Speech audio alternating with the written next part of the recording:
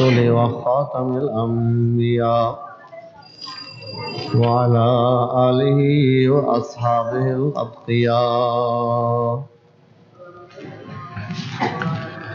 أما بعد فأعوذ بالله من الشيطان الرجيم. بسم الله الرحمن الرحيم. يا أيها الذين آمنوا كتب عليكم الصيام كما كتب على الذين من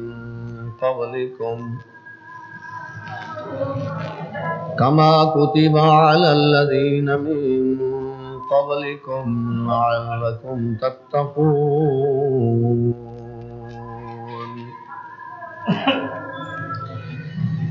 اے اہل ایمان، روزے تم پر فرض کیے گئے ہیں جیسے تم سے پہلے لوگوں پر فرض کیے گئے تھے، لعلکم تتقون، تاکہ تم متقی بن جاؤ. سبحان ربک رب العزت عما یصفون وسلام علی المرسلین والحمد للہ رب العالمین. اللہم صل علی محمد وعلی آل محمد كما صليت على إبراهيم وعلى آل إبراهيم إنك حميد مجيد. اللهم بارك على محمد وعلى آل محمد كما باركت على إبراهيم وعلى آل إبراهيم إنك حميد مجيد. وقال النبي صلى الله عليه وسلم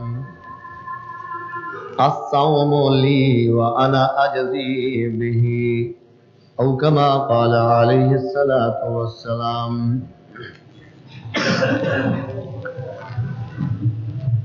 احباب گرامی قدر، گزشتہ جمعے بھی انہی آیات مبارکہ کی تلاوت کی تھی. آج تو صرف ایک آیت پڑھی ہے. پچھلے جمعے یہ پورا رکوع پڑھ کے اس کا ترجمہ آپ کو سنایا تھا. مختصر وقت میں مختصر گفتگو ہوتی ہے، تفصیلی وقت ہو تو اس میں تفصیلی گفتگو ہوتی ہے. پچھلے جمعے بات یہاں تک پہنچی تھی کہ فلسفہ سیام کیا ہے، روزے کی غرض و غایت کیا ہے. اس سوال کا جواب عرض کیا تھا کہ اگلے جمعے انشاءاللہ پیش خدمت ہوگا. یہ تو ایک معمول سی بات ہے،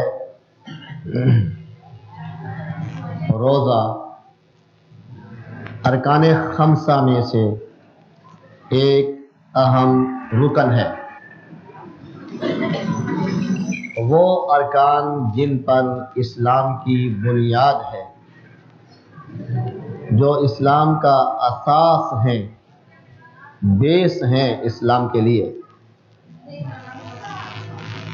ان 5 اساسی ارکان میں سے ایک روزہ ہے. اردو میں اسے روزہ کہتے ہیں، فارسی والے بھی روزہ کہتے ہیں، عربی میں اسے صوم کہتے ہیں. عرض کیا جا چکا ہے کہ صوم عربی میں رکنے کو کہتے ہیں، رک جانا. چونکہ روزے میں بھی بندہ یعنی صائم روزے دار تب روزے دار بنتا ہے جبکہ وہ نافرمانیوں سے بغاوتوں سے رک جائے۔ اس کی زبان، اس کی آنکھیں، اس کے کان، اس کے دل و دماغ، اس کے اعضاء و جوارح تمام کے تمام اپنے مالک و خالق کی بغاوت و نافرمانی سے رک جائیں تو وہ حقیقتاً صائم ہوتا ہے، روزے دار ہوتا ہے۔ اگر خدا نہ خواستہ ایسی صورت بن جائے کہ بندہ کھانے سے بھی رکا ہوا ہے، پینے سے بھی رکا ہوا ہے اور خواہشات نفسانیہ سے بھی رکا ہوا ہے، ایک لمٹ میں، ایک وقت مقرر میں،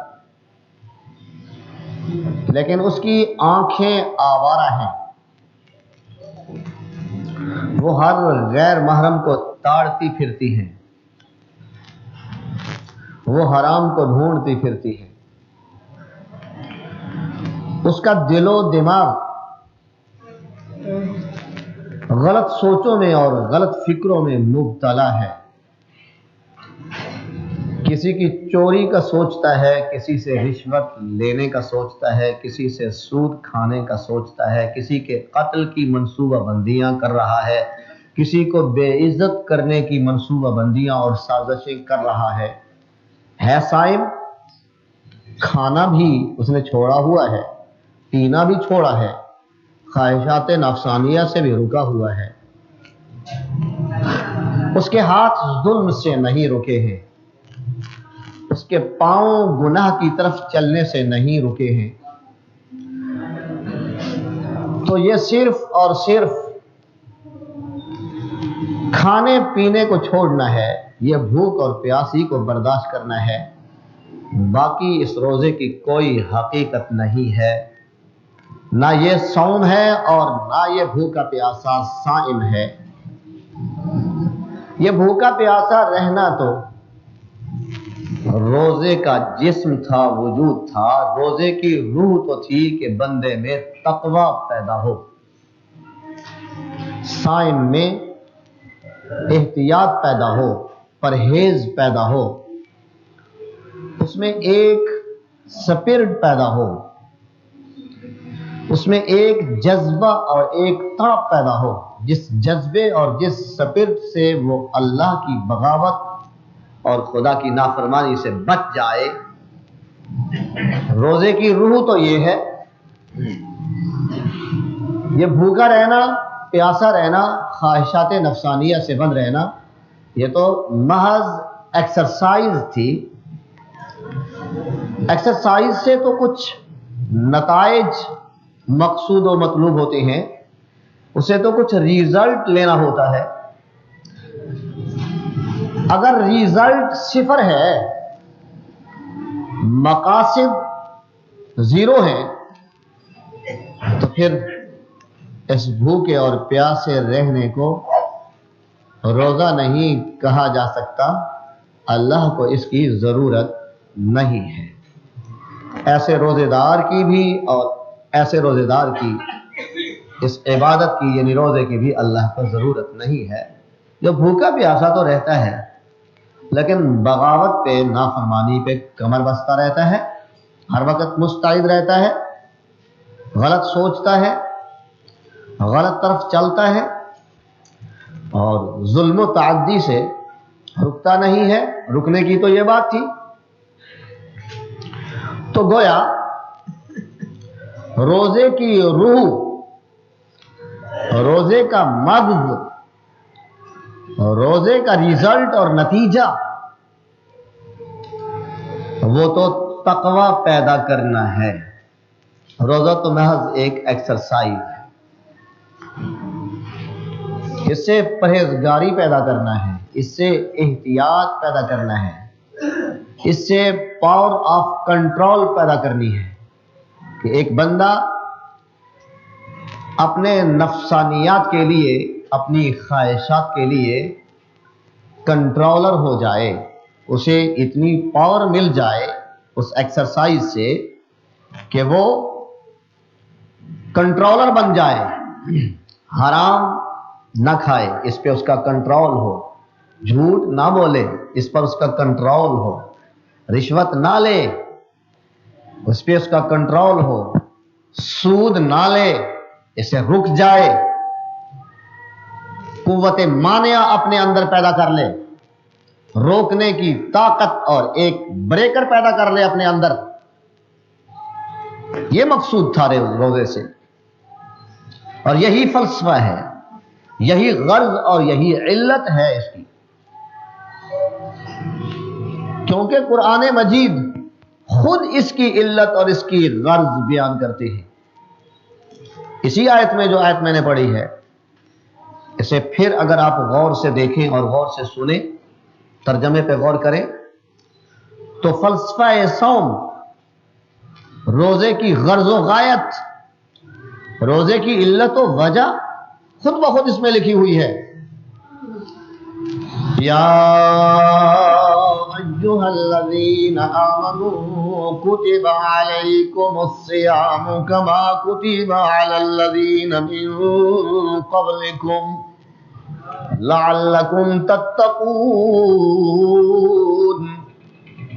اے اہل ایمان، تم پہ روزہ فرض کیا گیا ہے، صرف تم پہ نہیں، یہ بھوکا اور پیاسا مارنا تمہیں مقصود نہیں، تم سے پہلے بھی لوگوں پر روزے فرض تھے. وہی عبادت تم پہ فرض کی گئی ہے جس عبادت میں پہلے لوگ بھی شریک. کیوں فرض ہوا ہے؟ کیا مقصد روزے کا؟ کیا غرض و غایت اس کی؟ فلسفہ سیام کیا ہے؟ لعلکم تتقون، تاکہ تم متقی بن جاؤ، تاکہ تم گناہوں سے بچنے والے بن جاؤ، تاکہ تم اللہ سے ڈرنے والے بن جاؤ، تاکہ تمہارے دل خشیت عزتی سے معمور ہو جائیں، تم میں للہیت پیدا ہو جائے، تم میں صرف اور صرف اللہ کی رضا پیدا ہو جائے. یہ تقویٰ ہے، اس لیے تم پر روزہ فرض ہوا. اتنی بات تو اس آیت کریمہ سے بالکل واضح سمجھ آ گئی کہ روزے کی غرض و غایت تقویٰ پیدا کرنا ہے. جس بندے میں تقویٰ نہیں پیدا ہوتا، یوں سمجھ لیجئے کہ پھر روزہ نہیں ہے اس کا. روزے کا ریزلٹ اور روزے کی غرض تو ہوئی تقویٰ پیدا کرنا، پرہیزگاری پیدا کرنا. اور تقویٰ کسے کہتے ہیں؟ بچاؤ، احتیاطی تدابیر کو بروئے کار لانا. یا یوں سمجھ لیجئے کہ تقوی کا تعلق رسول اللہ صلی اللہ علیہ وسلم کے فرمان مبارک کے مطابق دل سے. یہ دل کی ایک خاص کیفیت ہے. التقوی ہاں ہونا، تقوی یہاں ہوتا ہے. یہ دل کی ایک کیفیت ہے، اور دل ہی تو ساری باڈی کا گورنر جنرل ہوتا ہے. یہی تو ساری باڈی کو کنٹرول کرتا ہے. اسی کے حکم سے تو ہاتھ چلتے ہیں، اسی سے تو ساری کی ساری باڈی حرکت میں آ جاتی ہے. تو دل تقوی سے معمور ہو جائے، دل میں تقوی پیدا ہو جائے تو گویا بندہ محتاط ہو جاتا ہے. یا یوں سمجھ لیجئے ایک خاردار تار لگی ہوئی ہے، باڑ لگی ہوئی ہے. باڑ سمجھتے ہیں نا؟ ادھر بھی کانٹے دار تار ہے، ادھر بھی کانٹے دار تار ہے، اور ذرا تنگ جگہ ہے، کشادہ نہیں ہے، تنگ جگہ ہے. اتنی تنگ جس سے بمشکل ایک معمول کا بندہ، موٹا نہیں، معمول کا بندہ جس سے گزر سکے. ایسی خاردار تار اور باڑ لگی ہو، اور اس آدمی کو جو ہلکی جسامت کا، مناسب جسامت کا، معتدل جسامت کا، وہ بندہ وہاں سے گزرنا چاہے، کس طرح گزرے گا؟ کپڑے بھی پہنے ہوئے ہیں اس نے، بڑے قیمتی ہیں، اب اس کے گزرنے کا طریقہ آپ خود جانتے ہیں کہ وہ کپڑوں کو کس طرح سمیٹے گا، اپنے وجود کو کانٹوں سے الجھنے سے کس طرح سنبھالے گا، میرے وجود کو کوئی کانٹے دار تار نہ چھو لے، میرے کپڑے کو کہیں الجھا نہ لے اور پھاڑ نہ لے، اور اس نے لمبا سفر وہاں اس باڑ کو پار کرنا ہے اور اس سے گزرنا ہے۔ اب آپ سمجھتے ہیں کہ غفلت کرے گا، تیزی کرے گا، تکبر کرے گا، خرامہ خرامہ نازا نازا چلے گا، وہاں مٹک مٹک کے چلے گا، وہاں جی مارا گیا، وہاں ہی ایک قدم پہ الجھ کے رہ جائے گا، کپڑے پھٹ جائیں گے، وجود زخمی ہو جائے گا۔ اس کو تو وہاں بڑی احتیاط سے اور خوب اپنے آپ کو سنبھال کے اپنے کپڑوں کو پوری طرح سمیٹ کے وہاں سے گزرنا ہوگا۔ اس کو تقویٰ کہتے ہیں۔ اس طرح زندگی بھر اپنے آپ کو سمیٹ کے چلنا، اپنے آپ کو محتاط اور پوری طرح محتاط بنا کے زندگی گزارنا۔ یہ کھا رہا ہوں حرام تو نہیں ہے، یہ لے رہا ہوں حرام تو نہیں ہے، کسی سے میں نے زیادتی تو نہیں کی ہے تو اس کا مداوع کیا ہونا چاہیے۔ یوں اپنی زندگی کا حساب و کتاب جمع خرچ کرتا رہتا ہے، اپنا محاسبہ کرتا رہتا ہے۔ رسول اللہ صلی اللہ علیہ وسلم کے فرمان کے مطابق حاسبو قبل ان تحاسبو، خود کسی نیب کے محاسبہ کرنے سے پہلے اپنا محاسبہ خود ہی کرتا رہتا ہے، اپنے آپ کو سنبھالتا رہتا ہے۔ یہ تقویٰ ہے، یوں زندگی گزرے تو۔ اور اگر یہ پیدا نہیں ہوتا، یہ ریزلٹ نہیں ملتا، تو سمجھ لیجئے پھر روزہ کیا کہوں نہیں ہے۔ سمجھ نہیں آ رہی؟ آندھی بھی سمجھ؟ اچھا پھر روزہ سخت مولوی ہو تو پھر یہی کہے گا روزہ نہیں ہے، اور ذرا شوگر کوٹ کرے گا تو پھر کہے گا روزہ ناقص ہے، روزے کا وجود تو ہے، فرضیت تو ادا ہو چکی ہے، قضا تو نہیں کرنا ہوگا، قضا تو ٹل گئی ہے، پر ناقص ہے، ریزلٹ صحیح نہیں ملا۔ پھر ذرا یہ نرم گفتگو ہو جائے گی۔ نرم بھی کبھی کرتا ہوں، لیکن ایسے معاملات میں ذرا گرم بات بھی کرتا ہوں، سخت بات بھی، تلخ بات بھی کرتا ہوں، اور ہمیشہ آپ سے گزارش کیا کرتا ہوں تلخ نوائی میری چمن میں گوارا کر، تلخ نوائی میری چمن میں گوارا کر۔ کبھی زہر بھی کرتا ہے کارے تریاقی، زہر بھی تریاق کا کام کبھی کر جاتا ہے، کہیں تلخ نوائی ہو جائے تو معاف کر دیا کرو۔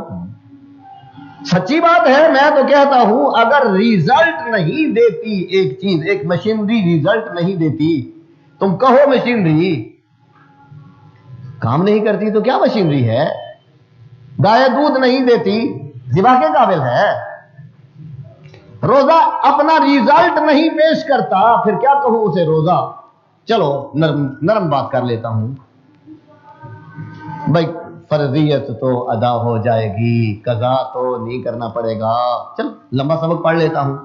لیکن ریزلٹ نہ ہو تو سچی بات یہ ہے کہ یہ بھوکا پیاسا رہا ہے، رسول اللہ کے فرمان کے مطابق صلی اللہ علیہ وسلم روزے دار کہلانے کا مستحق تو نہیں ہے۔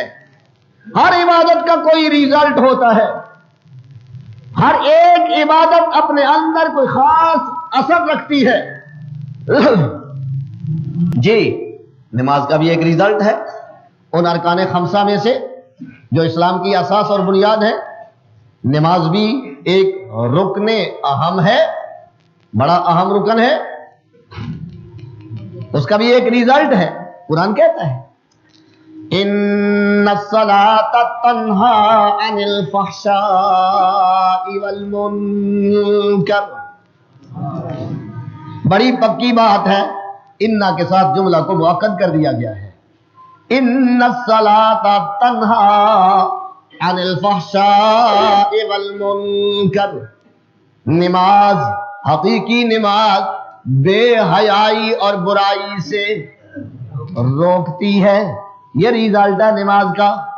اب اگر کوئی بندہ نمازی ہے، نمازیں تو پڑھتا ہے، تہجد گزار ہے، بڑا بے حیا ہے، کسی منکر سے پیچھے نہیں ہٹتا، ہر برائی کرتا جاتا ہے، بکواس کرتا ہے، ظلم کرتا ہے، سود کھاتا ہے، حرام کھاتا ہے، شرک کرتا ہے، غیر اللہ کے سجدے کرتا ہے، پکا قبر چٹو ہے، اب میں کیا کہوں؟ یہ اس کی نماز ہوگی؟ نہیں نہیں، یہ صرف اس کا اٹھنا بیٹھنا ہی کہا جا سکتا ہے، حرکات و سکنات ہی کہے جا سکتے ہیں۔ جب نماز کا ریزلٹ نہیں ہے تو حقیقی نماز نہیں ہے۔ روزے کا بھی ایک ریزلٹ ہے، روزے کا بھی ایک نتیجہ ہے، روزے کا بھی ایک مقصد ہے، روزے کی بھی ایک غرض اور علت ہے، اور روزے کا بھی ایک فلسفہ ہے۔ اس آیت مبارکہ نے اس فلسفے کو ذکر کر دیا ہے۔ یہ فلسفہ چونکہ ذرا تھوڑا جب پارا جا لفظ ہو جاتا ہے نا، تو میرے احباب جب گفتگو کرتے ہیں مجھے کہتے ہیں فلسفہ نماز کے بارے قاری صاحب ذرا کوئی گفتگو کیا کریں، فلسفہ روزہ کے بارے، روزے دا کو پتہ نہیں ہوتا کہ سوم آخ دینے روزے نو، یہ نہیں پتا ہوتا، یہ نہیں جانتے ہوتے۔ فلسفہ روزہ کے بارے ذرا بات کیا، یہ فلسفے کو بڑا منہ پار کے ہے۔ کیا کروں میری قوم کچھ نہ جاننے کے باوجود مدعی ہے، سب کچھ جانتی ہے، جہل مرکب ہے، کیا کروں؟ قرآن کو پڑھتے نہیں، سیکھتے نہیں، جانتے نہیں، علوم کی طرف توجہ نہیں ہوتی، اور پھر شیکسپیئر کو پڑھ لیا اور آ کے مولوی پہ رو، یہ مولوی بیچارہ جاہل ہوتا ہے، اس کو بیچارے کو کیا پتا ہے، یہ تو مسجد میں رہنے والا ہے۔ ہاں کبھی مولوی سے گفتگو میں آپ کو سابقہ پڑے تو پھر آپ کو پتہ لگے، سامنا کرنا پڑے کہ یہ کون کون سے 14 علوم پڑھ کے آیا ہے، علم عروض میں اس سے بات کریں تمہیں پتہ لگے، علم معانی میں ان سے بات کریں تمہیں پتہ لگے، ایک ایک سند کو تمہارے سامنے پیش کرے اور تمہیں بتلائے کہ سند توافق کیا ہوتی ہے، سند تضاد کیا ہوتا ہے، پھر ایک ایک بات پہ بحث ہو تو تمہیں پتہ لگے ہے اے مولوی بولی کیڑی پہ بول رہا ہے۔ عرفان صدیقی نے کہا ایویں نہیں مولویوں نو مکھن وانگو چبا جان گے۔ میرے پاس 2-3 مولوی آئے تھے اور گفتگو کی، اور ان کی گفتگو سننے کے بعد میں تو سوچتا ہی رہا میں کس دنیا میں ہوں، بڑا فصیح اور بڑا ادیب بنا پھرتا ہوں، یہ مولوی، یہ قاضی حسین احمد، یہ حافظ حسین احمد، یہ مجھ سے ہو گیا۔ کل کے داریے میں لکھ رہے تھے، بس کچھ علم معکوس ہی ہو گیا ہے۔ تو فلسفہ یہ بار بار میری زبان پہ آتا ہے کہ یہ میرے دوستوں کا مطالبہ ہوتا ہے، فلسفہ سیام، فلسفہ صلاۃ، فلسفہ قربانی، یہ فلسفہ اس کو کہتے رہتے ہیں۔ بھائی فلسفہ سیام ہے تقوی، تقوی کی ڈیفینیشن ابھی آپ سن چکے ہیں، میں بالکل مختصر آگے چلنا چاہتا ہوں۔ احتیاط، پرہیزگاری، حرام سے بچنا، حلال کی طرف راغب ہو جانا، سود کو چھوڑ دینا، رشوت کو چھوڑ دینا، جھوٹ کو چھوڑ دینا، شرک و کفر کو چھوڑ دینا، اللہ کی بغاوتوں اور نافرمانیوں سے پیچھے ہو جانا، ہٹ جانا، سچی توبہ کر لینا، اللہ کا سچا بندہ بننے کی ہمت و کوشش میں لگ جانا، یہ ہے جی تقوی، یہ ہے جی روزے کا فلسفہ، یہ ہے فلسفہ صیام۔ اور صرف روزے کا نہیں، یہ اتقاء اور یہ تقوی اگر قرآن مجید کو پڑھتے جائیں، دیکھتے جائیں تو بہت سارے مقامات، ویسے تو یہ مادہ پورے قرآن مجید میں کہاں کہاں تک پھیلا ہوا ہے، صرف میں قرآن مجید سے تتقون کو اکٹھا کرنے لگ جاؤں تو یہ بھی، اس کے لیے بھی یہ رمضان کے سارے جمعے اکٹھے ہو جائیں۔ صرف روزے کی غرض و غایت نہیں، باقی بھی ایسی عبادات ہیں جن عبادات کی غرض و غایت تقوی پیدا کرنا ہے، تقوی، للہیت پیدا کرنا ہے، للہیت سب کچھ اللہ کے لیے۔ اللہ اللہ، لو سنو سورہ بقرہ، تتقون کو گنتے آئیں، یہ بھی سورہ بقرہ کی آیت ہے جو ہماری اس ساری بحث کا بیس ہے اور اساس ہے۔ ابتدا میں دیکھ لیں دوسرے رکوع کو، یا ایھا الناس اعبدوا ربکم الذی خلقکم والذین من قبلکم لعلکم، میں نہیں پڑھوں گا، آپ سے پڑھاؤں گا تاکہ تتقون پک جائے پورے کا پورا، لعلکم، یہ پیچھے اب جو بات ہے اس کو بھی سمجھیں کہ یہ فلسفہ صیام آپ کو سمجھ آ جائے، تقوی پیدا کرنا۔ یا ایھا الناس اعبدوا ربکم، او لوگو اپنے رب کی پوجا کیا کرو، اپنے رب کی بندگی کیا کرو، اپنے رب کے سجدے، عبادت اور بندگی۔ اب عبادت کی ساری قسمیں اس میں موجود آئیں، قولی عبادت ہو، بدنی عبادت ہو، مالی عبادت ہو، جیسے میں اور آپ ہر وقت اقرار کرتے ہیں التحیات للہ والصلوات والطیبات، ہر روز ہمارا یہ اقرار ہے التحیات للہ والصلوات والطیبات، میری ساری کی ساری قولی عبادتیں، بدنی عبادتیں، مالی عبادتیں، للہ، کس کے لیے جی؟ اللہ کے لیے۔ یہ عبادتیں صرف اپنے رب کے لیے، اور اپنے آخری نبی سے اللہ پاک یہی تو اعلان فرماتے ہیں، اعلان کر دیجئے قل ان صلاتی ونسکی ومحیای ومماتی للہ رب العالمین لا شریک لہ، فرما دیجئے ان صلاتی، میری بدنی عبادتیں، بدنی عبادتوں میں سب سے اہم صلاۃ ہے، اس لیے اہم کو ذکر کر دیا، ساری بدنی عبادتیں خود بخود اس میں آ گئی۔ چائے اہم رکن ہے چائے کا، تو اس کو ذکر کیا، چینی بھی آ گئی، دودھ بھی آ گیا، سب کچھ اس میں آ گیا۔ تسمیۃ الجزء باسم الکل، کل کا نام جز کا رکھ دیا۔ ان صلاتی و نسکی، اور میری مالی عبادتیں، قربانی مالی عبادتوں میں سے بڑی چیز ہے میری قربانی۔ کیا عبادتوں کو گنوں لوگوں سنو، محیایا و مماتی، میں محمد کا جینا بھی اور میرا مرنا بھی للہ،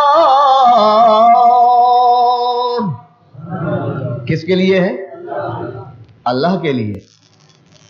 یا ایھا الناس اعبدوا ربکم، لوگو سب کی سب عبادتیں اپنے رب کے لیے، بندگی کرو صرف اپنے رب کی، عبادت کرو اپنے رب کی۔ کیوں؟ لا الہ الا اللہ، اللہ کے سوا کوئی عبادت کے لائق۔ پہلے عبادت کو تقسیم کریں تو اس کی 3 قسمیں جو ابھی سن چکے ہیں، اور پھر 3 کو اگر تقسیم کریں تو کل 17 قسمیں بن جائیں گی۔ ان 17 قسموں میں گنتے جائیں، سجدہ بھی عبادت، رکوع بھی عبادت، قیام بھی عبادت، فطرانہ بھی عبادت، قربانی بھی عبادت، گنتے جائیں بے شک، طواف بھی عبادت، زکوٰۃ بھی عبادت، کچھ مالی، کچھ بدنی، کچھ قولی، وظیفے بھی عبادت۔ ساری عبادتیں کس کے لیے کرنی ہیں؟ طواف بھی اللہ کے گھر کا، قبر کا نہیں۔ پکار بھی جی، پکار بھی عبادت، اور یہ بھی اللہ کے لیے، بلکہ عبادت کا سرتاج سمجھ لے۔ الدعاء ہی العبادہ، الدعاء مخ العبادہ، او کما قال علیہ الصلوۃ والسلام، ساری عبادت کا مغز پکار ہے، پکار، ایک اللہ کو حاجات اور مشکلات میں پکارنا، جس کا قرآن تقاضا کرتا ہے فَادْعُوا اللَّهَ مُخْلِصِينَ لَهُ الدِّينَ، ایک اللہ کو خالص پکاریے، پکار بھی عبادت۔ تو پھر کسی اور کی پکار کی جائے حاجات مشکلات میں تو یہ اللہ کے ساتھ شراکت نہیں آئے گی، پارٹنرشپ نہیں بن جائے گی۔ یا اللہ میرے دکھوں کو دور کر، یہ تو ہوئی عبادت۔ یا شیخ عبد القادر جیلانی رحمت اللہ علیہ میرے دکھوں کو دور کر، یہ کیا ہوگا؟ یہ شرک بنے گا، یہ مشرک بندہ شرک کر رہا ہے۔ یا اللہ میری مدد کر، یا اللہ میری مشکل کو حل کر۔ اور یہی بندہ اگر کسی پیر، پیغمبر، ولی، چھوٹے بڑے کسی کو یوں ما فوق الاسباب پکارنے لگ جائے تو یہ شرک کر رہا ہے۔ پکار میں شراکت اور پارٹنرشپ ثابت ہو رہی ہے۔ پکار تو اللہ کے لیے چاہیے تھی۔ نظر عبادت، یہ عبادت کی اقسام ہیں، گنتے جاؤ گے تو 17 بن جائیں گی۔ نظر عبادت، النظر عبادہ والعبادت لا يجوز لغیر اللہ۔ النظر عبادہ والعبادت لا يجوز لغیر اللہ۔ نظر عبادت ہے اور عبادت کسی اور کی جائز۔ نظر کو کیا کہتے ہیں؟ چڑھاوا۔ جی ہماری پنجابی یا ہندی میں اس کو کہتے ہیں چڑھاوا۔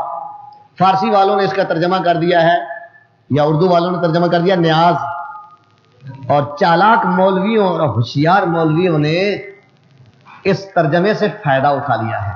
وہ کہتے ہیں نظر اللہ نیاز حسین ہے ظالموں،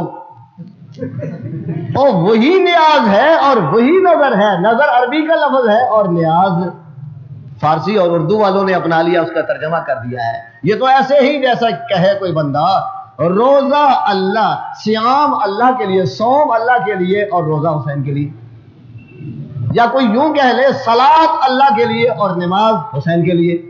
یہ ٹھیک کہا اس نے؟ نہیں، یہ تو وہی پٹھان والی بات ہوگی نا۔ پنجابی کے ساتھ پٹھان سفر کر رہا تھا، داڑھی دیکھی پنجابی کو، اس نے کہا خو مولائی صاحب ہمارا مسئلہ کا جواب دے گا۔ انہوں نے کہا پٹھان جو آیا تو پھر دوں گا۔ اس نے کہا کو فرض تو اللہ تعالیٰ کے لیے ہے، سنت نبی کے لیے ہے، خو بتلاؤ یہ وتر کس کا ہے؟ اس نے سمجھانے کی بڑی کوشش کی، خان صاحب نے سب کچھ اللہ کا ہوتا ہے، سنتیں بھی اللہ کے لیے ہوتی ہیں، نفل بھی اللہ کے ہوتے ہیں، یہ عبادت جو ہوئی سجدے، رکوع، قیام، فرض بھی اللہ کے ہوتے ہیں، ان کے آپس میں تو درجات ہیں۔ فرض کا مطلب یہ بہت ضروری ہے، سنت کا مطلب ذرا نیچے آ گیا ہے، واجب ذرا سنت سے اوپر ہو گیا ہے، مستحب اس سے نیچے آ گیا ہے، نفل اس سے نیچے، یہ ان کے آپس میں درجات ہیں، پر عبادت ہونے کے ناطے سب کچھ اللہ کا ہے۔ خان صاحب وتر بھی عبادت ہے، وہ بھی اللہ کی ہے۔ اس نے کہا کو مولائی صاحب مسئلہ آتا نہیں ہے اور کو باتیں کرتا ہے۔ چند خان صاحب آپ مسئلہ بتلا دیں پھر کیا مسئلہ ہے؟ اس نے کہا خو یہی تو مسئلہ مولوی کو آتا نہیں ہے، مولوی باتیں کرتا ہے، فرض اللہ کے لیے، سنت رسول کے لیے اور وتر جبریل کے لیے، وہ بھی تو درمیان میں باندھتا ہے نا، وہ ادھر سے ادھر آتا ہے، ادھر سے ادھر جاتا ہے، تو اس کا بھی تو کوئی ہونا چاہیے نا۔ پھر تو وہی بات بن جائے گی کہ وتر جبریل کا بن جاتا ہے۔ نہیں بھائی، عبادت سب کی سب کس کے لیے؟ اللہ کے لیے، یہی دعوت ہے۔ یا ایھا الناس اعبدوا ربکم، او لوگو اپنے رب ہی کی عبادت کرتے رہو، اپنے رب کے سجدے کرو، اسی کی پکارے، حاجت روا اور مشکل کشا سمجھ کے اسی کو پکارنا ہے، اسی کے سامنے اپنی جبین نیاز ٹیکنا ہے، اپنا ماتھا جھکانا ہے، اسی کی عبادت۔ کیوں عبادت؟ الذی خلقکم، تمہارا خالق جو ہوا، تمہیں پیدا جو اس نے کیا، والذین من قبلکم، تمہیں کیا تمہارے پہلوں باپ دادوں پیروں پیغمبروں کو بھی اسی نے پیدا کیا، تم سے پہلے جتنی دنیا گزری اس کا خالق بھی وہی۔ اللہ خالق کل شیء، اللہ ہی ہر چیز کا خالق، مکھی بھی کوئی دوسرا بنانے والا نہیں، سب کے سب بھی اکٹھے ہو جائیں تو قرآن کہتا ہے لَن يَخْلُقُوا ذُبَابًا، جن جن کو پکارتے ہو اگر کسی میں ہمت و طاقت ہو، لو کے لیے، فرض محال کے لیے لو استعمال کیا، کسی کی ہمت و طاقت ہو، سب جتنے بھی پکارے جا رہے ہیں، معبود بنائے جا رہے ہیں، سب کو اکٹھا کر لیا جائے، اکٹھے نہیں ہو سکتے۔ پاکستان دے مولوی نہیں اکٹھے ہوندے تے جڑے دنیا تو ٹر گئے انہوں نے کتوں اکٹھا کرنا نے؟ تے ہندوستانی کتوں آن گے؟ تے عرب والے کتے اسامہ کتوں ڈھونڈو گے؟ کوئی اکٹھا کر سکتا ہے ان کو سب کو؟ اس لیے تو قرآن نے کہا وَلَا وِجْتَمَعُوا لَهُ لَوْ اِجْتَمَعُوا لَهُ، فرض کر لو اگر سب کو اکٹھا بھی کر لیا جائے تو پھر جن جن کو پکارتے ہو، جن جن کو مشکل کشا بنا کے، حاجت روا بنا کے ان کی پکاریں شروع کر رکھی ہیں، لَن يَخْلُقُوا ذُبَابًا، ایک حقیر سی مکھی کو بھی کبھی بھی پیدا نہیں کر سکیں گے۔ یہ لام نون مضارع پہ داخل ہوا ہے، ویسے تو مانا کرتے ہیں نفی میں تاکید پیدا ہو جاتی ہے، لیکن کبھی نفی میں اس ابدیت آ جاتی ہے، یہ نفی تعبیر کے لیے ہو گیا ہے۔ لَن يَخْلُقُوا ذُبَابًا، کبھی ایک مکھی کیا مکھی کا پر بھی نہیں بنا سکیں گے، نہیں پیدا کر سکیں گے۔ جے پر مکھی دا بھجے بھجے جان دے ٹوٹ جائے، ساری دنیا لگے ایویں نہ جڑ سی جویں جڑیا سی اگے، ریپیئرڈ ہوگا، ریئل تو نہیں نہ ہوگا۔ اگر کوئی جوڑنے پہ آئے گا تو وہ جڑا ہوا ہوگا، وہ حقیقی نہیں ہوگا، وہ مصنوعی ہوگا، تو پر کوئی نہیں بنا سکتا۔ اس لیے فرمایا اس اللہ کی پوجا اور بندگی کیجیے، اس کے سامنے جھکیے، یہ ماتھا یہ جبین اسی کے سامنے جھکائیے جو تمہارا خالق اور تمہارے پہلو کا بھی خالق۔ یا اللہ کیوں اپنی عبادت کا اتنا ڈاڈا حکم دیتا ہے، اتنا سخت حکم؟ اعبدوا ربکم، کیوں اتنا حکم ملا؟ کیا وجہ ہے؟ ایک اللہ کی عبادت، باقی نبیوں کی عبادت نہیں، ولیوں کی عبادت نہیں، قبروں کی عبادت نہیں، چودھریوں نوابوں کی عبادت نہیں، کسی کی بندگی، کسی کی پکار، کسی کی عبادت بالکل حرام حرام حرام، شرک۔ کیوں اللہ اتنا سخت مسئلہ فرمایا؟ اس لیے لعلکم، واہ میرے مولا، لعلکم تتقون، ایک اللہ کی عبادت سے نتیجہ یہ نکلتا ہے کہ بندہ متقی بن جاتا ہے۔ غیر اللہ کی عبادت کرنے والا، قبروں کے طواف کرنے والا، گھوڑے کی پوجا کرنے والا، گائے کو گو ماتا کہہ کے پوجنے والا کبھی متقی نہیں بن سکتا، اس میں تقوی نہیں ہو سکتا، پیدا ہی نہیں ہو سکتا۔ تقوی تو پیدا ہو ایک اللہ کی عبادت سے، تقوی تو پیدا ہو ایک رب کی پکار سے، ایک رب کی پوجا سے۔ یعنی روزے کو ذکر کیا تو وہاں بھی غرض بتلائی تتقون، اور ایک اللہ کی عبادت کا تذکرہ کیا تو وہاں بھی فلسفہ بتلایا تتقون۔ دونوں میں لفظ بالکل کامن ہے، دونوں آیتیں پڑھ لیں۔ پھر پڑھ دیتا ہوں روزے کی آیت، یا ایھا الذین آمنوا کتب علیکم الصیام کما کتب علی الذین من قبلکم لعلکم تتقون۔ ایک رب کی بندگی، ایک رب کی بندگی کا حکم پڑھنے لگا ہوں۔ یا ایھا الناس اعبدوا ربکم الذی خلقکم والذین من قبلکم لعلکم تتقون۔ دونوں جگہ تتقون کامن آیا۔ قرآن مجید پڑھا جائے، قرآن کی سیر کراتا ہوں۔ میرا تو طریقہ کار یہ ہے کہ قرآن کی سیر کراتا ہوں، قرآن سمجھاتا ہوں، زندگی کا اوڑھنا بچھانا قرآن، عوام کو بھی طالب علموں کو بھی قرآن پڑھاتا ہوں۔ سیکھو قرآن، یہی تمہاری نجات ہے اور یہی تمہاری فوز و فلاح ہے۔ اور اگر قرآن مجید کو دیکھیں تتقون اور بھی نظر آئے گا۔ وَإِذَا أَخَذْنَا مِيثَاقَكُمْ وَرَفَعْنَا فَوْقَكُمُ الطُّورَ خذوا ما آتیناکم بقوۃ واذکروا ما فیہ لعلکم، واہ میرے مولا، وَاذْكُرُوا مَا فِيهِ لَعَلَّكُمْ تَتَّقُونَ، یہ تتقون کے پیچھے قرآن پڑا ہوا ہے۔ بنی اسرائیل ہے، نافرمان ہے، باغی ہے، موسیٰ کی کوئی بات ماننے کے لیے تیار نہیں۔ اللہ نے فرمایا اچھا ٹھیک کرتا ہوں، وَرَفَعْنَا فَوْقَكُمُ الطُّورَ، پہاڑ سروں پہ لا کھڑا کیا، مانو گے کہ نہیں مانو گے؟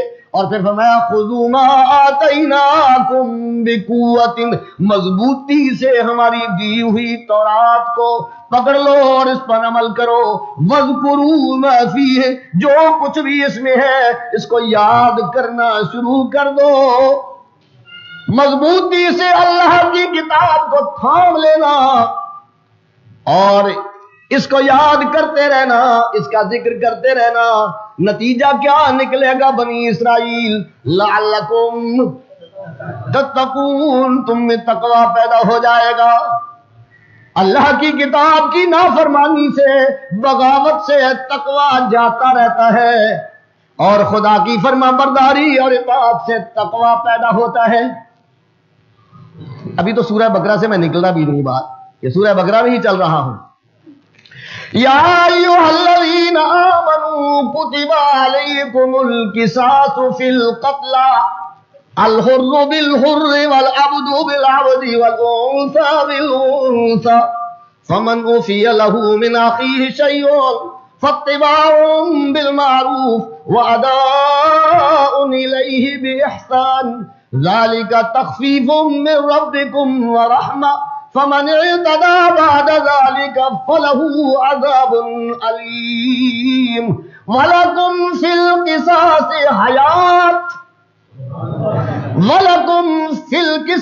حياة يا أولي الألباب لعلكم، میرے مولا، وَلَكُمْ فِي الْقِصَاصِ حَيَاةٌ يَا أُولِي الْأَلْبَابِ لَعَلَّكُمْ تَتَّقُونَ۔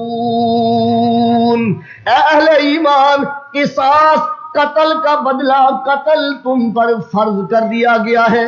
کتب علیکم القصاص اور کتب علیکم الصیام ایک ہی ہے نا دونوں۔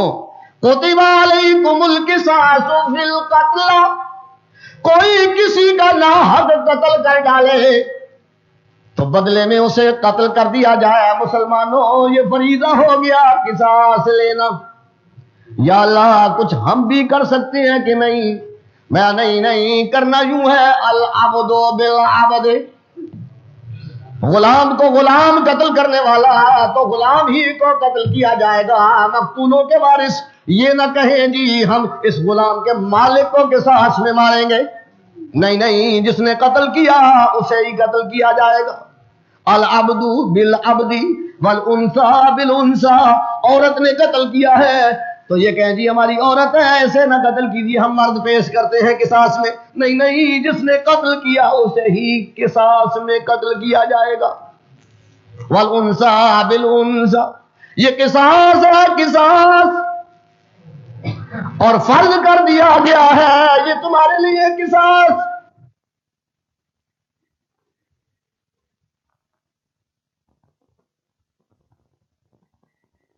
ادا کرنی ہے یا بالکل معاف کر دیا، اب معاف کرنے کے بعد کوئی بندہ پھر زیادتی کرتا ہے، معاف بھی کر دیا تھا یا انہوں نے دیت ادا کر دی، خون بہا دے دیا، اب پھر کسی نے شرارت کر ڈالی انہوں نے، تو پھر اللہ فرماتے ہیں بڑا دردناک عذاب ہے اس آدمی کے لیے۔ غدار کا ہوا، غدار تو نہیں نہ بچتا۔ قصاص کیوں فرض ہوا؟ فرمایا وَلَكُمْ فِي الْقِصَاصِ حَيَاةٌ، قصاص میں لوگوں تمہاری زندگی ہے۔ جسے پتہ ہو میں آج قتل کروں گا کل میں بھی، آج اسی لیے قتل ہوتے ہیں کہ انہیں پتہ ہے جج اتنے پہ خریدا جاتا ہے، اسمبلی کے ممبر کی قیمت اتنی ہوتی ہے، اتنے پیسے ہوں تو انصاف بک پڑتا ہے اور خریدا جا سکتا ہے، اس لیے قتل ہوتے ہیں۔ اور اگر یہ ہو جائے کہ جس نے قتل کیا ٹرائل ہو اور وہاں ہی اسے قصاص میں قتل کیا جائے، وہاں ہی اسے بدلے میں قتل کیا جائے تو پھر قتل کرے گا؟ نہیں، 100 بار سوچے گا، 1000 بار غور کرے گا، کسی کو نہیں قتل کر رہا، میں خود اپنے آپ کو قتل کر رہا ہوں۔ اور پھر اپنے آپ کو قتل کرنے میں بندہ دلیر نہیں ہوتا، اس لیے فرمایا وَلَكُمْ فِي الْقِصَاصِ حَيَاةٌ یا اولی الالباب لعلکم تتقون۔ نتیجہ یہ نکلا کہ انصاف کرو، قاتل کو قتل کرو بدلے میں، یہ انصاف ہے۔ انصاف ہونے لگ جائے تو تقوی پیدا ہوتا ہے۔ یہ کیوں قصاص فرض کیا؟ لعلکم تتقون، تاکہ تم متقی بن جاؤ، پرہیزگار بن جاؤ، تم میں تقوی پیدا ہو جائے۔ یہ تتقون قرآن اسے کھولتا جاتا ہے۔ اللہ اللہ۔ اور اگر آگے چلے جائیں، ذرا اور آگے ہو جائیں، 8واں پارہ شروع کر دیں۔ قُلْ تَعَالَوْا أَتْلُ مَا حَرَّمَ رَبُّكُمْ عَلَيْكُمْ أَلَّا تُشْرِكُوا بِهِ شَيْئًا وَبِالْوَالِدَيْنِ إِحْسَانًا۔ یہ گنتے آئیں، بے شک یہ گنتے آئیں۔ قُلْ تَعَالَوْا أَتْلُ مَا حَرَّمَ رَبُّكُمْ أَلَّا تُشْرِكُوا بِهِ شَيْئًا وَبِالْوَالِدَيْنِ إِحْسَانًا وَلَا تَقْتُلُوا أَوْلَادَكُمْ مِنْ إِمْلَاقٍ نَحْنُ نَرْزُقُكُمْ وَإِيَّاهُمْ وَلَا تَقْرَبُوا الْفَوَاحِشَ مَا ظَهَرَ مِنْهَا وَمَا بَطَنَ ذَلِكُمْ وَصَّاكُمْ بِهِ لَعَلَّكُمْ تَعْقِلُونَ وَلَا تَقْرَبُوا مَالَ الْيَتِيمِ إِلَّا بِالَّتِي هِيَ أَحْسَنُ حَتَّى يَبْلُغَ أَشُدَّهُ وَأَوْفُوا الْكَيْلَ وَالْمِيزَانَ بِالْقِسْطِ ذَلِكُمْ وَصَّاكُمْ بِهِ لَعَلَّكُمْ تَذَكَّرُونَ وَأَنَّ هَذَا صِرَاطِي مُسْتَقِيمًا فَاتَّبِعُوهُ وَلَا تَتَّبِعُوا السُّبُلَ فَتَفَرَّقَ بِكُمْ عَن سَبِيلِهِ ذَلِكُمْ وَصَّاكُمْ بِهِ لَعَلَّكُمْ تَتَّقُونَ۔ 9 منہیات کو ذکر کیا ہے، 9 تحریمات کو ذکر کیا گیا ہے۔ وہ حرام چیزیں جو 9 ہیں، 9 کا عدد، 9 حرام چیزیں ذکر کرنے کے بعد فرمایا ان کو چھوڑ دو، ان کے قریب نہ ہونا، ان کے قریب نہ ہونا، تب تم میں تقوی پیدا ہوگا۔ ان 9 کو اللہ چھڑوانا اس لیے چاہتا ہے لعلکم تتقون۔ کن کن کو چھڑواتا ہے ذرا غور کرنا۔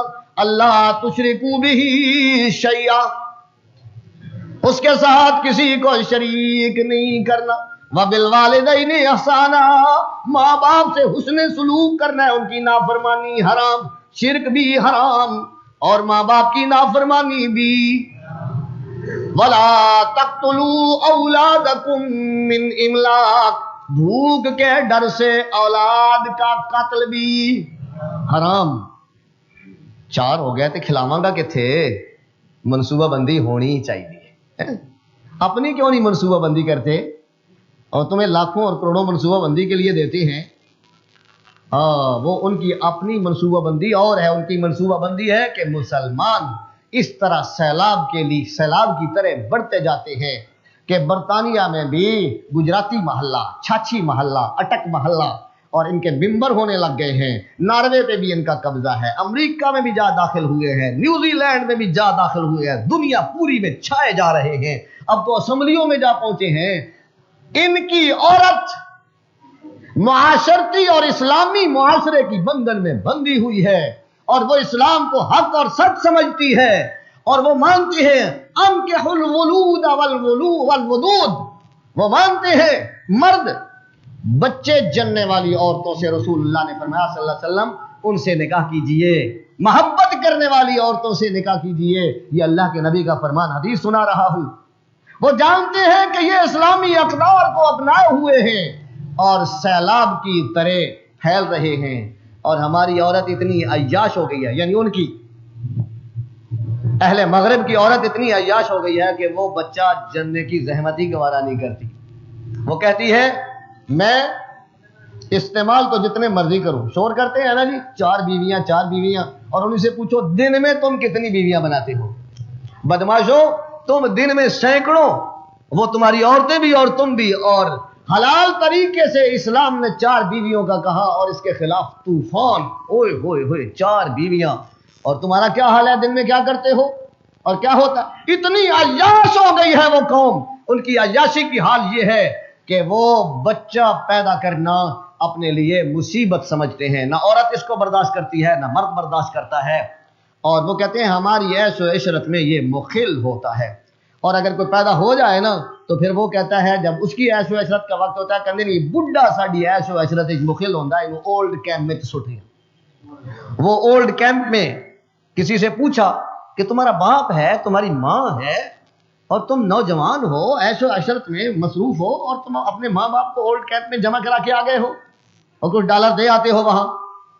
اس نے کہا میرے ماں باپ نے بھی تو یہی کیا تھا، جب ان کی عیش و عشرت کا وقت تھا تو مجھے تو انہوں نے کوئی وقت نہیں دیا، اگر میں دنیا میں آ گیا تھا تو انہوں نے تو مجھے کوئی وقت نہیں دیا، لہٰذا اس کا حق ہی نہیں رکھتے کہ میں ان کو وقت دوں۔ اور وہ پھر اشتہار دیتے ہیں، کوئی 1 گھنٹہ بندہ 2 بچے لے آئے میرے پاس آ کے 1 گھنٹہ رکھے، میں ان سے باتیں کروں، میں اپنی جائیداد کا اتنا حصہ اس کے نام لگا دوں گا۔ یہ اشتہار پڑھتے رہتے ہیں نا ان کے اولڈ کیمپوں والے، میں اپنی جائیداد کا اتنا حصہ اسے دوں۔ ترستے ہیں کہ ہم چھوٹے بچوں سے کوئی بات کریں، اور میری معاشرے کے، اسلامی معاشرے کے بوڑھے اور بوڑھیاں اپنے پوتوں سے، اپنے نواسوں سے کھیلتے ہیں، اور یوں لگتا ہے جیسے جنت کے باغ میں بیٹھے ہوئے ہیں، اور ایسے لگتا ہے جیسے یہ گھر کی ملکہ بیٹھی ہے، وہ بوڑھی عورت۔ بیٹا اندر جاتا ہے تو بے جی السلام علیکم، میں کالج سے واپس آ گیا ہوں۔ باہر جانے لگتا ہے تو بے جی السلام علیکم، میں ذرا کالج میں چلا ہوں، کام ڈیوٹی پہ چلا ہوں۔ بچے جاتے ہیں سکول میں، نانی اماں دادی اماں السلام علیکم، وہ تو بلکہ بل کے بیٹھی ہے۔ یہ اسلامی نعمتیں ہیں، یہ اسلامی معاشرہ ہے، یہ اسلامی اقدار ہے۔ میں لا تقتلوا اولادکم من املاق، بھوک کی وجہ سے، بھوک کے ڈر سے اپنی اولاد کو قتل نہ کرو۔ کیوں؟ نحن نرزقکم وإیاہم، تمہارے رازق بھی ہم اور ان کے رازق بھی، ان کو بھی رزق ہم دے رہے ہیں، تمہیں بھی گنتے آئیں۔ شرک نہیں کرنا، ماں باپ کی نافرمانی نہیں کرنا، اپنی اولاد کو قتل نہیں کرنا۔ ولا تقربوا الفواحش ما ظہر منها وما بطن، ظاہراً بھی اور پوشیدہ بھی بے حیائی نہیں کرنا۔ یہ نہیں کرنا کہ مسجد میں تقریر کرتے وقت تو مولوی صاحب ہیں اور حجرے میں کچھ اور بن جائیں، ظاہر تو اللہ اللہ اور اندر رام رام، یوں نہیں، ظاہر و باطن بے حیائیوں سے بچتے رہنا ہے، یہاں بھی اللہ دیکھتا ہے وہاں بھی اللہ دیکھتا ہے، یہ بھی حرام۔ ولا تقربوا الفواحش ما ظهر منها وما بطن ذالکم وصاکم به لعلکم تعقلون، اللہ تمہیں تاکیدی حکم دے رہا ہے تاکہ تمہیں عقل آ جائے، تمہیں سمجھ آ جائے، سمجھنے لگ جاؤ۔ شرک حرام ہے، ماں باپ کی نافرمانی حرام ہے، اولاد کو قتل کرنا حرام ہے، بے حیائیاں حرام ہے۔ اس پر نہیں کتنی ہو گئی ہے جی؟ 4۔ 5ویں، وَلَا تَقْرَبُوا مَالَ الْيَتِيمِ إِلَّا بِالَّتِي هِيَ أَحْسَنُ حَتَّى يَبْلُغَ أَشُدَّهُ، یتیم کے مال کے قریب بھی نہ جانا۔ قرآن کی عجیب انداز، یہ نہیں کہا لا تاکلوا، یہ نہیں کہا لا تاک، اور دوسری جگہ تو فرمایا ان الذین یاکلون اموال الیتامی ظلما انما یاکلون فی بطونہم نارا وسیصلون سعیرا، جو لوگ یتیموں کا مال کھاتے ہیں وہ یہ نہ کہیں ہم مال کھا رہے ہیں، وہ تو اپنے پیٹوں میں آگ بھر رہے ہیں، جہنم میں داخل ہوں گے، ان کے پیٹ میں جہنم کے انگارے جا رہے ہیں۔ وہاں تو یاکلون کہا، یہاں یہ نہیں کہا لا تاکلوا اموال الیتامی، یہ نہیں کہا، بلکہ کہا لا تقربوا مال الیتیم، لا تقربوا، نیڑے بھی نہ جائیو، کھانا تے دور دی گل ہوئی، اے یتیم کے مال کے بری نیت سے، چنگی نیت نال تے دی حفاظت کرنی ہے نا، بری نیت بدنیتی سے اسے خراب کرنے اور اسے کھانے کی نیت سے اس کے قریب بھی نہ جانا، بالکل قریب نہ جانا۔ ہاں جو معروف طریقہ ہے اس سے جا سکتے ہو، یتیم کے مال کی حفاظت کرتے ہو، چوکیدارہ دیتے ہو، اس کی تجارت کرتے ہو، جتنا پیسہ کسی کو اور کو مزدوری کے لیے دینا تھا اس کام کے لیے، وہ تم بھی لے سکتے ہو. الا باللتی ہی احسن حتی یبلغ اشدہ، یہاں تک کہ وہ جوانی کو یتیم پہنچ جائے، جوانی کو پہنچ جائے تو اس کا مال اس کے سپرد کرو. فادفعوا الیہم اموالہم، ان کے مال ان کو دے دو. یہ نہیں سانپ بن کے بیٹھ جاؤ تے وہ آکھے یتیم میں ہوں جی تکڑا میں آپ کو تجارت کر سکتا مینوں دیو، اور نہیں تینوں نہیں پتا، کوئی نہیں. یوں سانپ نہ بن جانا. یہ یتیم کا مال کھانا بھی حرام. وَأَوْفُوا الْكَيْلَ وَالْمِيزَانَ بِالْقِسْطِ، ناپ اور تول بھی انصاف سے پورا دو. گھٹ ناپنا گھٹ تولنا یہ بھی، یہ کتنے ہو گئے جی؟ 7. لا نکلف نفسا الا وسعها وَإِذَا قُلْتُمْ فَعْدِلُوا، جب بھی کوئی بات کرو انصاف سے بات کیا کرو. وَلَوْ كَانَ ذَا قُرْبَىٰ، بے انصافی نہ کرنا، بے انصافی بھی. اب کتنے ہو گئے جی؟ وَأَوْفُوا بِالْعَهْدِ، اور وعدے بھی پورے کیا کرو. بد عہدی بھی حرام. کسی سے وعدہ کیا ہے تو پورا کرنا ہے، بد عہدی کرو گے تو یہ بھی حرام ہے. کتنے حرام گنوائے جی؟ 9. یہ گنوانے کے بعد فرمایا ذالکم وصاکم بہ، بلکہ اس سے پہلے یوں فرمایا ان ھذا صراطی مستقیما، یہ ہے میرا سیدھا راستہ. فاتبعوہ، اسی پر چلتے رہنا، اسی کی اتباع کرتے رہنا. ولا تتبعوا السبل، پگڈنڈیوں پہ نہ جانا، چھوٹے چھوٹے راستوں پہ نہ جانا. کیا ہوگا؟ فتفرق بکم عن سبیلہ، تو اصل راستے سے، بڑی شاہراہ سے ہٹ جاؤ گے، دور ہو جاؤ گے. یہ کہہ کے آخر میں فرمایا ذالکم وصاکم بہ لعلکم تتقون. یہ اللہ تمہیں تاکیدی حکم دیتے ہیں کہ ان 9 چیزوں کے قریب نہ جانا. میں کیوں روکتا ہوں؟ میرے اللہ فرماتے ہیں میں کیوں روکتا ہوں، کیوں یہ حکم دیتا ہوں؟ تم میں تقوی پیدا کرنا چاہتا ہوں، تم میں تقوی پیدا کرتا ہوں.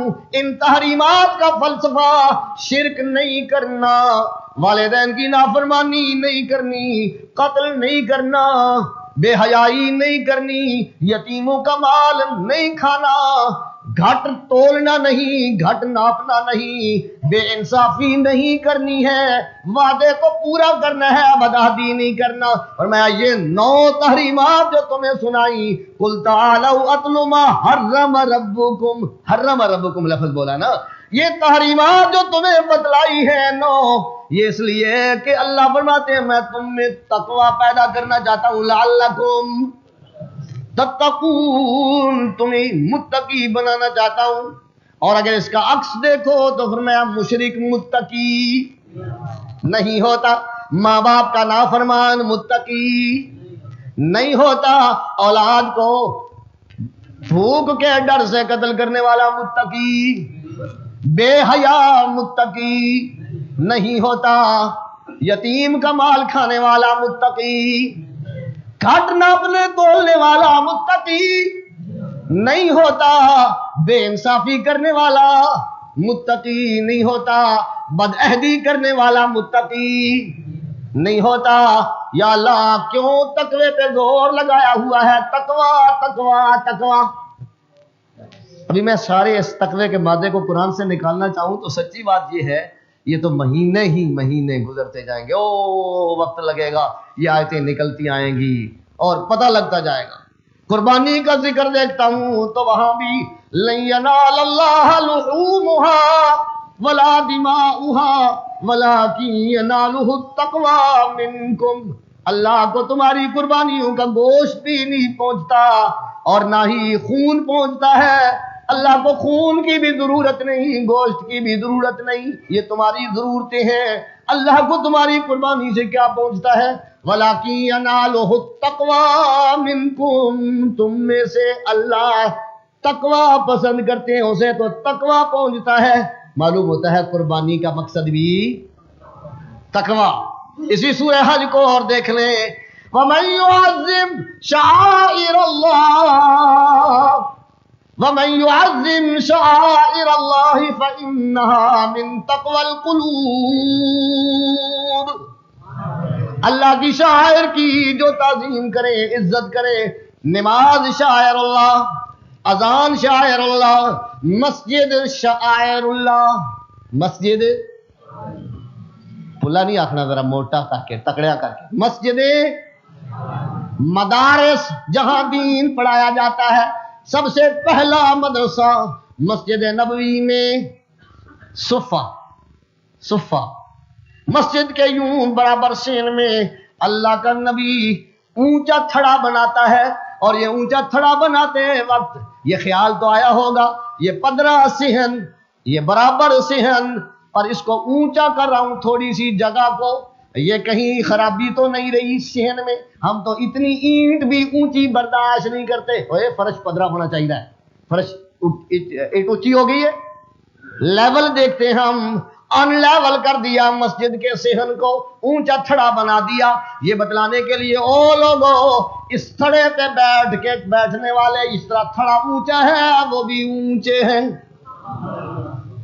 اس تھڑے پہ بیٹھنے والے جس طرح تھڑا بڑا اونچا ہے وہ تھڑے والے بھی، بلال بھی بڑا اونچا، صہیب بھی بڑا اونچا، سلمان بھی بڑا اونچا، اور قیامت کے دن بھی اس تھڑے پہ بیٹھنے والا قرآن کا قاری، قرآن کا حافظ، اللہ اسے اونچا کریں گے، باقی مخلوق سے اونچا کریں گے، فرمائیں گے اقرا ورتقی، او قرآن کے حافظ قاری، اے تھڑے پہ قرآن یاد کرنے والے، قرآن پڑھتا جا اور اپنی منزلیں اوپر چڑھتا جا، فَإِنَّ مَنزِلَتَكَ عِنْدَ آخِرِ آیَةٍ تَقْرَؤُهَا، تیری منزل، تیری کوٹھی، منزل کا کی پتہ لگتا ہے کوٹھی، تیرا پیلس وہاں ہوگا جہاں تو آخری آیت مکائے گا، تیری آخری آیت تیرے منہ سے نکلے گی، وہاں میں نے تیری کوٹھی بنا رکھی ہے۔ اونچا کیا ہے کہ نہیں کیا ہے؟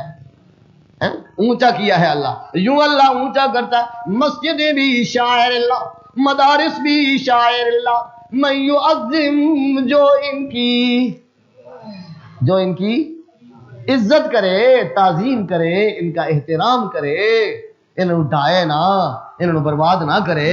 مساجد ڈھانے کے لیے نہیں آتی ہوتی، مدارس برباد کرنے کے لیے نہیں ہوتے، اگر ان میں کوئی خرابیاں ہیں تو ان کو درست کرنا ضروری ہے۔ خرابیاں ہوں ہر جگہ ہو سکتی ہیں، اگر ہیں تو خرابیاں ان کو درست کرنا ہے، یہ ڈھانے کے لیے نہیں، ان کی تعظیم کرنی ہے، ان کی عظمت کو اجاگر کرنا ہے۔ کیوں عظمت کو اجاگر کریں؟ میں فَإِنَّهَا مِن تَقْوَى الْقُلُوبِ،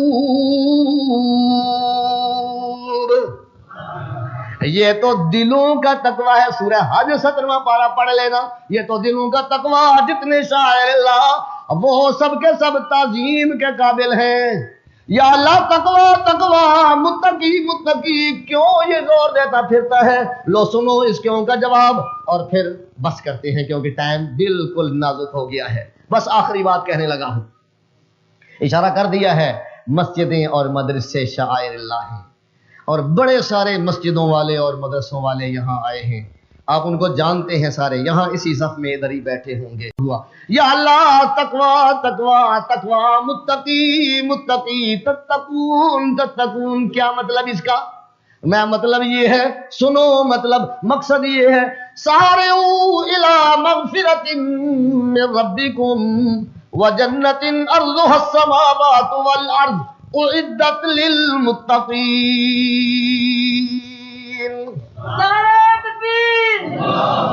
یہ اس لیے تقوی پہ زور دیتا ہوں، روزہ رکھو تقوی پیدا ہو جائے، ایک اللہ کی عبادت کرو تقوی پیدا ہو جائے، شرک نہ کرو تقوی پیدا ہو جائے، ماں باپ کی نافرمانی نہ کرو تقوی پیدا ہو جائے، اے لوگو اولاد کو قتل نہ کرو تقوی پیدا ہو جائے، یتیم کا مال نہ کھاؤ تقوی پیدا ہو جائے، کسی کو ناحق قتل نہ کرو تقوی پیدا ہو جائے، اے جھوٹ نہ بولو تقوی پیدا ہو جائے، یہ گھٹ ناپو تولو نہ تقوی پیدا ہو جائے، بدعہدی نہ کرو تقوی پیدا ہو جائے۔ یہ کیوں تقوی پیدا کرنا چاہتا ہوں؟ روزے رکھوا کے، ایک رب کی باتیں کروا کے کیوں تقوی پیدا کرتا ہوں؟ اس لیے پیدا کرتا ہوں میں نے جنت بنا رکھی ہے، اور وہ جنت بنائی کن کے لیے ہے؟ اعدت للمتقین،